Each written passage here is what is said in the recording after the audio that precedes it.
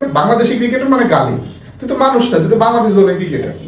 তিনি বললেন বাংলাদেশের একটি ম্যাচ দেখে যারা কমেন্টস করেন তারা আসলে খেলা বোঝেন না, শুধু খেলা বোঝেন তারা যারা জিম্বাবুয়ের সাথে হারে।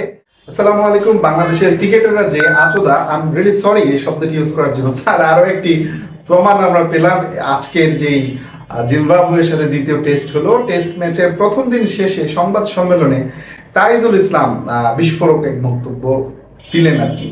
তিনি বললেন বাংলাদেশের একটি ম্যাচ দেখে যারা কমেন্টস করেন তারা আসলে খেলা বোঝেন না, শুধু খেলা বোঝেন তারা যারা জিম্বাবুয়ের সাথে হারে।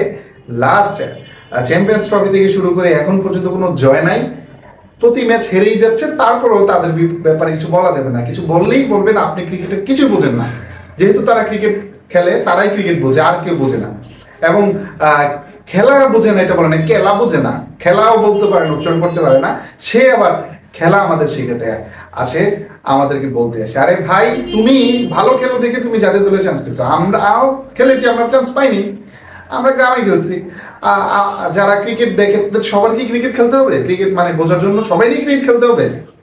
তাহলে তুমি তো যখন রিটায়ারমেন্টে চলে যাবে তখন তো তুমি খেলবা না, তাহলে তখন তো তোমার আসলে ক্রিকেটের সেন্স নেই, তাই না? এই আচোদা ক্রিকেটারদের জন্যই বাংলাদেশ ক্রিকেটের আজকে এই অবস্থা।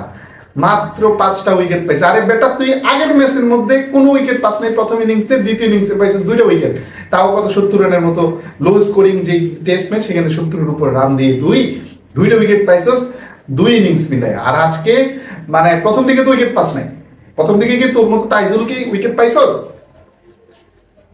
উইকেট? তুই কি বালের ক্রিকেটার, তোরে কি বলবো? মানে এইসব শুনলে মেজাজ আসলে খারাপ হয়ে যায়। থামরে এইসব প্লেয়ারদেরকে জাতীয় দল থেকে কিক মেরে বারমুডা দলের সাথে মানে নিযুক্ত করা উচিত। বাংলাদেশের ক্রিকেটে তোমরা কি দিছো? জিম্বাবুয়ের মতো দলের সাথে ম্যাচ হারো।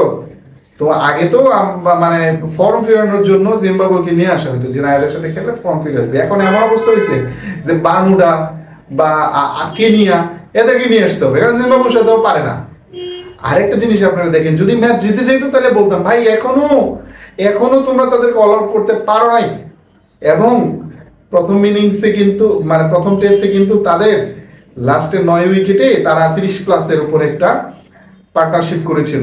তো এদের এখনো একটা উইকেট আছে, আমি নিশ্চিত আরো 10-15 রান তারা করবে। যদি করে তাহলে তো 240-এর উপরে চলে যাবে। তোমার কি সেই ক্যাপাবিলিটি আছে তোমার দলের ব্যাটসম্যানদের যে 200+ রান করতে পারবে ফার্স্ট ইনিংসে? তোমরা তো এখনো জিতো নাই রে ভাই। এরকম বড় বড় কথা বলে দেখেই ক্রিকেটারদের নিয়ে এখন মানুষ মক করে, গালিগালাজ দেয়। আগে কি আমরা কখনো এরকম দিতাম না। বাট তোদের মতো এই মানে কি বলে আদোচা প্লেয়ারদের জন্য এখন ক্রিকেট নাম শুনলেই একটা মনে হচ্ছে যে এইটাই একটা গালি, ক্রিকেটই কোনো একটা গালি। যে তুমি কে ক্রিকেটার, তাহলে তুমি একটা গালি। তুই তো মানুষ না, তুই তো ক্রিকেটার, এভাবে গালি দিচ্ছে। মানে ক্রিকেটার, বাংলাদেশি ক্রিকেটার মানে গালি। তুই তো মানুষ না, তুই তো বাংলাদেশ দলের ক্রিকেটার। মানে কি একটা অবস্থা হয়ে দাঁড়াইছে এখন। আমাদের বন্ধু বান্ধবদের মধ্যে এই সিচুয়েশন আছে যে গালি হিসাবে ক্রিকেটার বলা হয়। তুই তো মানুষ না, তুই তো বাংলাদেশের ক্রিকেটার, মানে এটা একটা অপমান। তো তোমরা সেই লেভেলের প্লেয়ার হয়ে তোমরা বলো একটা ম্যাচে 5টা উইকেট পেয়ে পা একদম আকাশে উঠে গেছে। বাট আগের টেস্টে কি করছিস তুই? আগের টেস্টে তুই কি করছিস? মিডিয়ার সামনে পাইলে মানে মুখ দিয়ে যা আসে তাই বলে ফেলি, আবার একটা ম্যাচে বসা রাখলে ফেসবুকে লেখালেখি করি। বেটা এই কারণেই বাংলাদেশের ক্রিকেটের এই অবস্থা। একটা ম্যাচে একটা ইনিংস, এবং এর কথা থেকে বুঝে হয়েছে দল হারুক, সে আসলে ভালো খেলছে, সুতরাং তার মধ্যে কোনো অনুশোচনা নাই। দল হারলে হারবে, আমি 5টা উইকেট পাইছি। তাহলে সেই দেশের আসলে কি হবে? এই বেশ কিছুদিন আগে চ্যাম্পিয়ন্স ট্রফিতে নাজমুল হাসান শান্ত দল হারছে, কিন্তু সে 50+-এর উপর একটা ইনিংস করছে এবং সে ধুমধাম করে ফেসবুকে পোস্ট দিয়েছে।